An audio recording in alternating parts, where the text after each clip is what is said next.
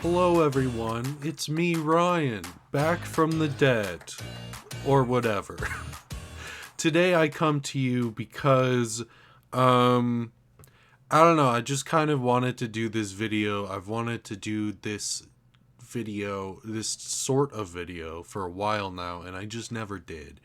So welcome to Ryan's Book Club. It's me, Ryan. A while ago, to sort of explain things, a while ago meaning like at this point 2 or 3 years ago, I decided that I was going to challenge myself to read at least one book a month in perpetuity. And that's not like a huge it's not like that's necessarily a super difficult thing to do, but in my brain, it is. It's a bit of a challenge, but I slowly started to realize all those years ago that I thoroughly enjoy reading, and it genuinely brings me so much joy. And in like high school and just school in general, I kind of stopped reading. Um, I used to love reading as a kid, and then I kind of stopped reading just because my brain was not functioning how I wanted it to. It was, depression and all that really got got a firm grip on my throat and said, "You shall not read." And I said, well, hey, now that's not fair. So I decided, hey, you know what? I've read some pretty good books as of late, and why not do a little video where I talk about that, and I talk about the books that I've read. Not all of them. I've got 5 books for you today. That, yes, I would recommend all of them. I keep tabs of when I've read all the books and what I've rated them, right?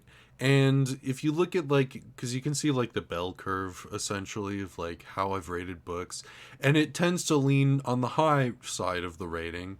And it's just because I know what kind of books I like. I know what I'm looking for in a book, so most of the time I can read the synopsis and be like, yeah, that's something that will interest me. Unless the writing sucks penis in a derogatory way, then, uh, usually I know what I like. So the first book that I'm starting with, and at this point we're reaching back like around a month, maybe 2 months ago, for when I read it, so my memory isn't going to be as good. The first book I have is Choosing Family, a memoir of queer motherhood and black resistance by Francesca T. Royster. This book, I mean, the title kind of gives a good hint, but the book is essentially about Francesca and her partner kind of eventually working through things and deciding that they want to have a child together. And I forget what her partner's name is. I again, it's been a while since I've read this book. But they are a lesbian couple, and they decide that they want to have a child, and they are at this point in their lives a little bit older, and so that's one of the many things that they're kind of worried about, stigmatized against. Also, they're black and they're queer, and so that's another thing that they have societal pressures kind of pushing against them at. And they end up, it's like a specific system. It's not like foster or adoption.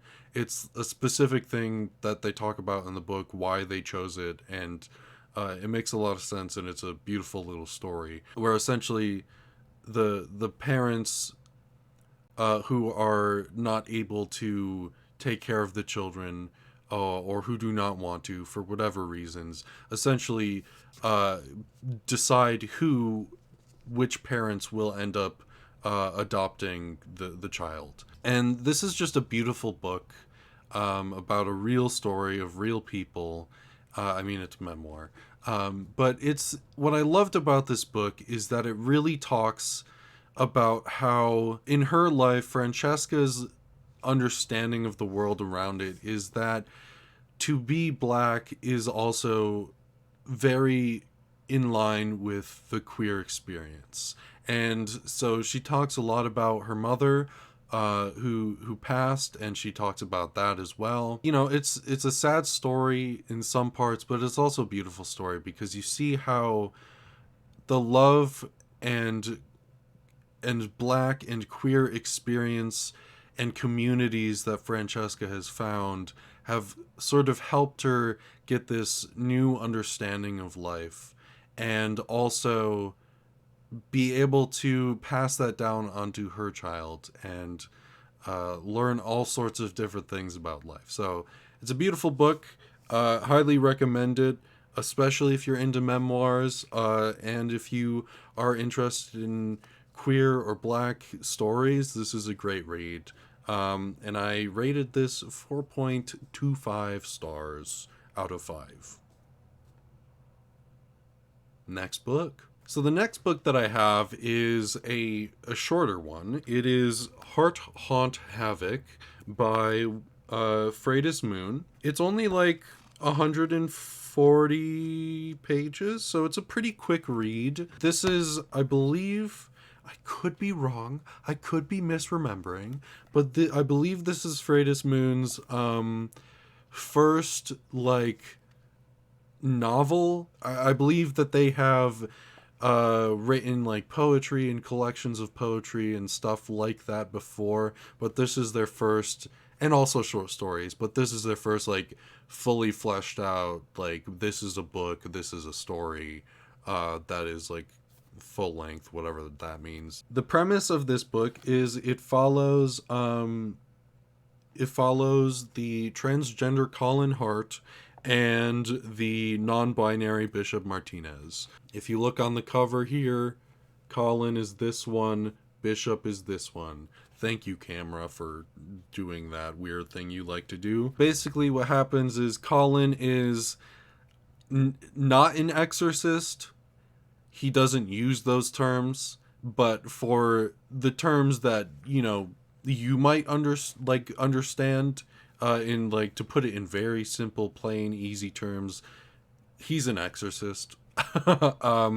And he goes around taking care of peculiarities, hauntings, and infestations of the evil and whatnot. It's a nice short little read, and I thoroughly enjoyed it. Basically, Bishop calls upon Colin to come and take care of a haunting, so far as Colin knows, and chaos and turmoil ensues. There are several different twists that this book takes. For instance, I won't fully, like, I'm not going to spoil anything really, because it's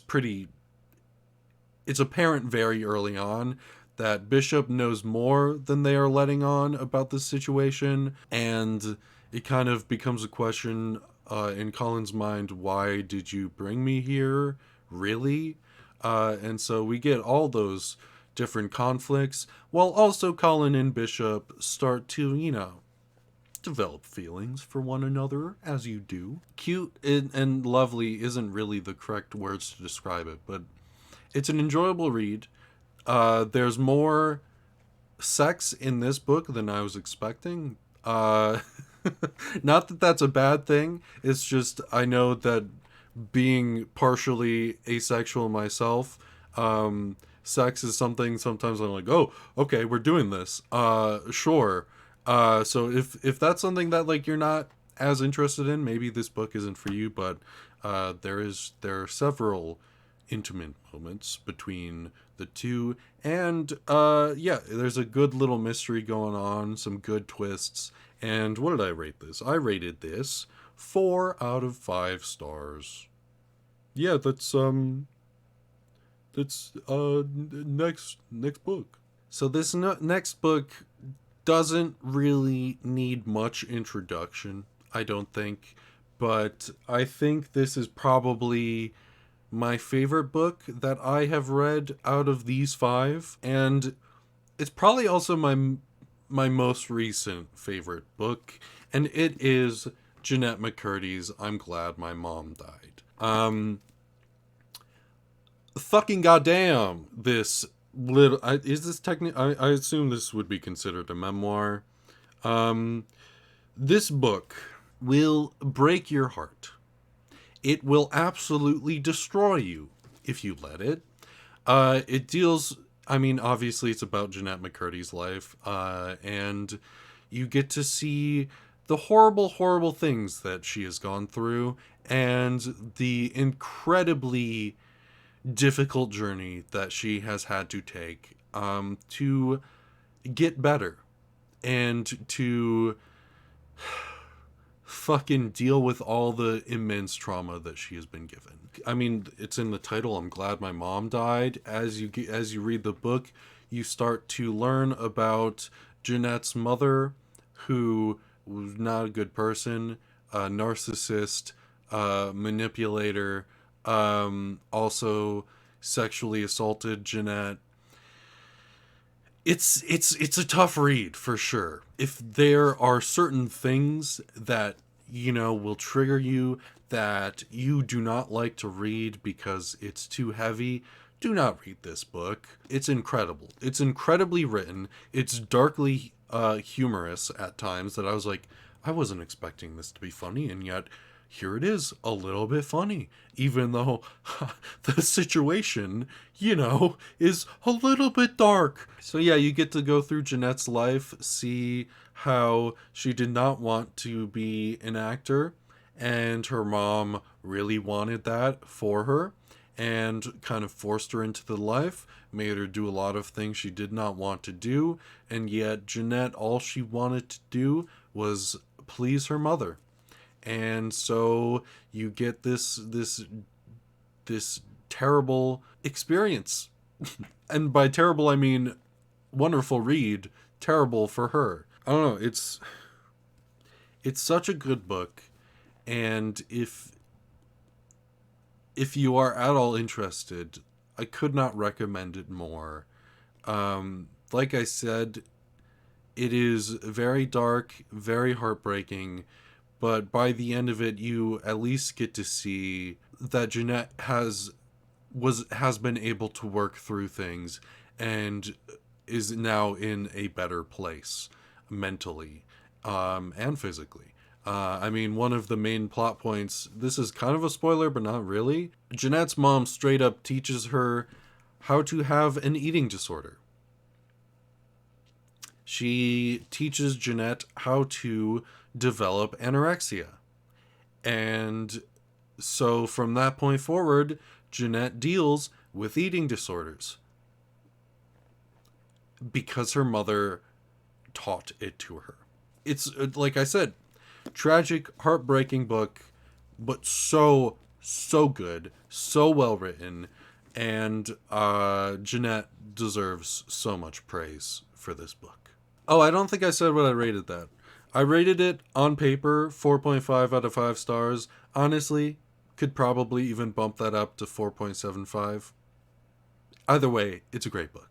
Oh yeah, next book. The next book that I read is Red Dragon by Thomas Harris.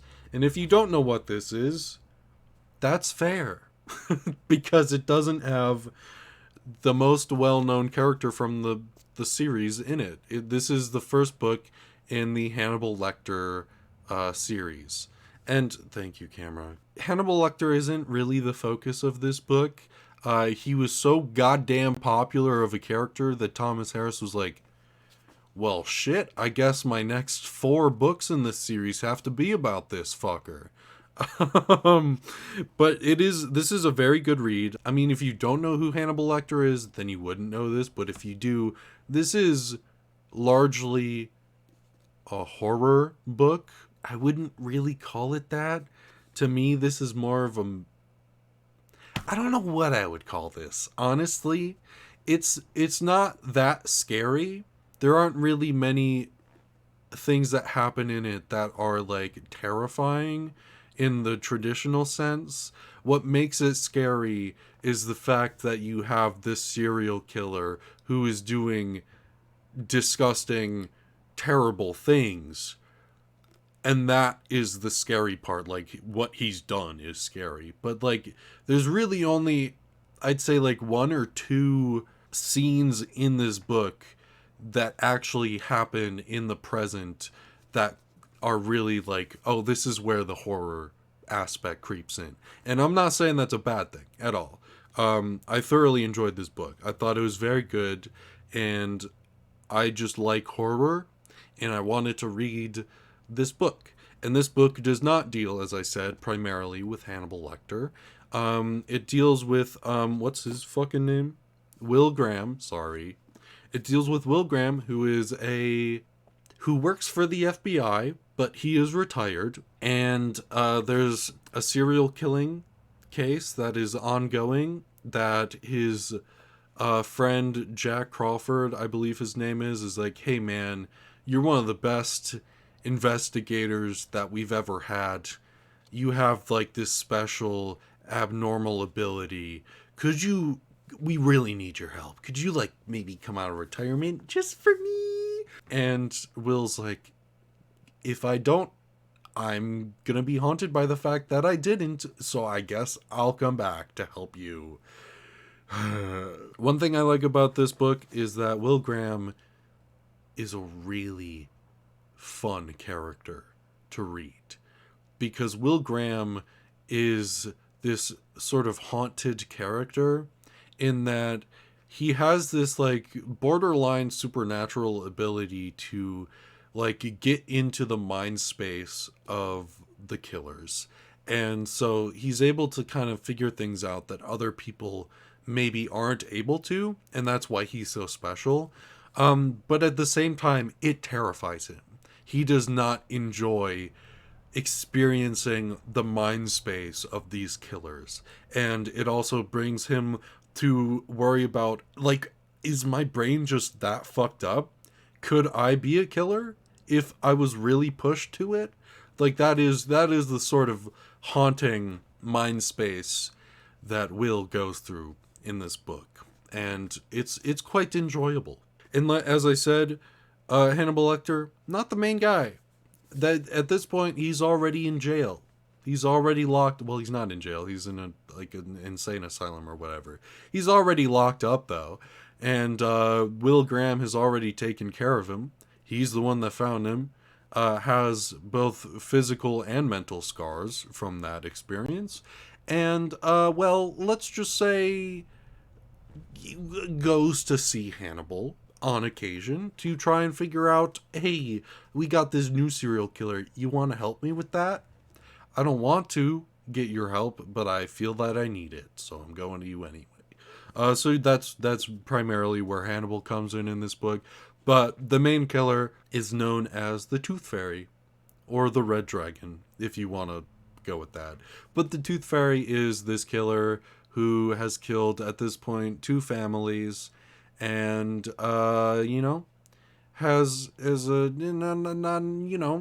a killer, serial killer, does bad things, believe it or not. What I like about this book as well, is that it doesn't just focus on Will Graham's point of view, it focuses on other characters' point of views, including the Tooth Fairy. So, while the mystery isn't, oh, who's the Tooth Fairy? I mean, it is for Will. Will doesn't know who the fuck the Tooth Fairy is. The mystery isn't, as a reader, who the Tooth Fairy is. The mystery eventually becomes, why is the Tooth Fairy? Which I found a very interesting part of this book that you don't often get with mysteries and horrors like this. So, a good book. I enjoyed it. I believe I rated it 4.25 stars out of 5. It's time for the next book. I don't know if you can see in my background, right? I'm a big reader. So if you look here, that's books. And it's actually, this is just one layer of books. There's 2 layers. And then if you look over here, we have a whole bookshelf full of books. Over to my right, probably your left. How do I point? Hello? What the fuck? There's another entirely full bookshelf. But what you may probably would not know is this entire shelf right here is my Rick Riordan shelf. We got the Percy Jackson Lightning Thief series, and we got this series, The Heroes of Olympus. I was a big fan of Rick Riordan as a kid. Believe it or not, my favorite series was not Percy Jackson. It was the Kane Chronicles, which is like just a three book trilogy that starts with the Red Pyramid, I believe, and is more centered around Egyptian mythology. I don't know why that was the series that got me, but that was the one. And then I discovered Percy Jackson, and I read most of it, I think. At that point, it was slowly tutoring into the era of me not enjoying reading anymore, and really just I didn't have the motivation to. I think that I had maybe read up to the Battle of the Labyrinth, but also I could have read the whole thing and just forgotten those later books. So a while ago I decided, you know what, I want to reread / maybe read for the first time the Percy Jackson series. And so that's what I did. I also knew that as a kid I had tried reading this book. What are you called? The Lost Hero. I tried reading The Lost Hero, which is the first book of the Heroes of Olympus series, which is a sequel to the Percy Jackson series. And honestly, I didn't get very far. I think because I had just come off of reading Percy Jackson when I got to this book, and it's, hey, Percy isn't in this book, Annabeth's kinda in this book, Grover's not in this book. You got Jason, Leo, and Piper now. And I was just like, my little kid brain was like, excuse me, what the fuck? I came for Percy Jackson? And he's not in here. So I stopped reading it. I got through part of it because I remember certain things like Jason having amnesia. I remembered that he oddly knows the Roman names of things, but not the Greek ones as much. And so I knew part of this, so I got through part of it, but I did not finish it. And so after I read the Percy Jackson series, I was like, I'm going to take a little bit of a break, because I remember what happened as a kid, where I associated this series with Percy Jackson. And I wanted to kind of separate that a little bit in my brain by taking a break, so that when I started this series, it wouldn't be as much of an issue. And I was right. It wasn't as much of an issue. In fact, I really enjoyed this book. I started reading this book, and I'm not going to lie to you, I was concerned because Jason, Piper, and Leo were not the most interesting characters to me. Jason was just bland guy with amnesia and some sort of mystery behind him. Piper was just the girl that everyone says is pretty, and she's there, I guess. And Leo, well, Leo's actually kind of fun because he has a fun personality. That was my concern when I first started reading this. I was like, oh no. To some extent, I agree a little bit with my original understanding of the characters. They have since grown on me immensely. Jason, Leo, and Piper have created their own little places in my heart. So I do love them. But I do still think Jason's a little bit bland. And I do still think that Piper, plot-wise, is kind of just used as the pretty girl. I mean, like, the love interest. And I do like that Piper got so much personality, though, throughout the book, that I can't. I like her much more because she's not being used as like just purely as like a plot point, or a love interest, or however you want to put it. So Piper grew on me. Leo I always liked more, and Leo grew on me even more. And Jason, he grew on me too. He definitely has more of a personality by the end of the book, but it's still not like the most interesting personality, I will say. I still love him. He's still good.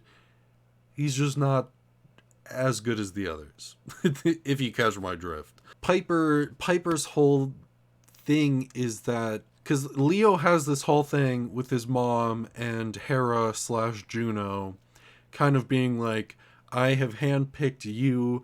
You are going to be, you are going to play a major role in the future. And Jason is kind of similar. Is like, Hera / Juno has been like, you, boy, you are going to fucking do very important things. And then Piper is just kind of like, the Jason and Leo's reasons for intrigue and mystery expand beyond this one book.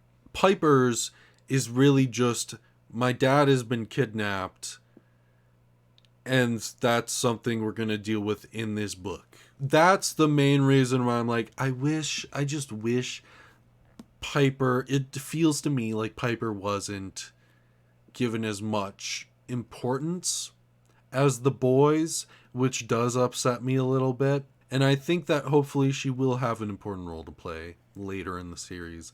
But that's like one of the main qualms that I have with this book, is that it just feels a little uneven. I still enjoyed this book. I still enjoyed all of the characters. And I will say, the villains in this book, the monsters, are probably some of my favorite, actually. Like, I really enjoy the Wind Gods. Fucking King Midas is here. And motherfucking Medea. Okay. Alright. Pump the brakes, Heroes of Olympus Lost Hero. Goddamn. You didn't have to go so hard on the villains. Goddamn. So the villains are great. I mean, later on it's like a little more meh. But fucking goddamn. Thoroughly enjoyed this book. I can't wait to see what happens next. I will say, with the prophecy containing 7 demigods, half-bloods, I am concerned that one of my children is going to die. I'm not looking forward to that. So yeah, I finished this book, and I think I rated it just 4 out of 5 stars. 4 is still good, mind you. But it's, it's not like the best Rick Riordan book I've read. It's not the best in either the Percy Jackson or Heroes of Olympus. Not that I've read any of the Heroes of Olympus stories, but you get the point. And that's all the books that I have finished for you today. And I kind of want to do this again with more books. Number 1, if you've read any of these books, let me know what you thought about them. And what were your thoughts? If you're interested in any of them and you have any questions, let me know and I'll try to answer them. But I want to make this kind of more of a book club moment and say, here's what I'm reading currently. If you want to join me, feel free to join me. And here's what I plan on reading, so that whenever the next one of these comes out, you can also read that and then join me for that. If you want to, you don't have to. I am reading the Son of Neptune or something? The second book in the Heroes of Olympus series. I am currently reading that. I've gotten through the first 12 chapters, I believe. I'm enjoying it a lot so far. I think it's good. I'm liking Hazel and Frank. And Percy's there too, again. It's about damn time. Maybe you've already read the Heroes of Olympus series, but you want to give it a quick little reread? Be my guest. I'd love to have you. And what else am I considering reading next after that? Well, give me a second. I'll come back with news. I'll put them on screen or whatever so you know what they are, but I'm also considering reading next The Honeys and Go Tell It on the Mountain. So if you're interested in those, you can read those, and I'll probably read them soonish alongside the Heroes of Olympus series. There's also, fair warning, there's also a chance that I just straight up continue reading Heroes of Olympus because it's low-key an obsession of mine that I have currently. So, do with that what you will. If you'd like to join me in the ride in the little book club, feel free. I'd love to have you. And if you just wanted to watch this and be like, hey, those are some books. I want to know what like some books that I could potentially read are. There you go. There you go. Thanks for watching. I hope you're having a fantastic day. And I'll see you whenever I see you next.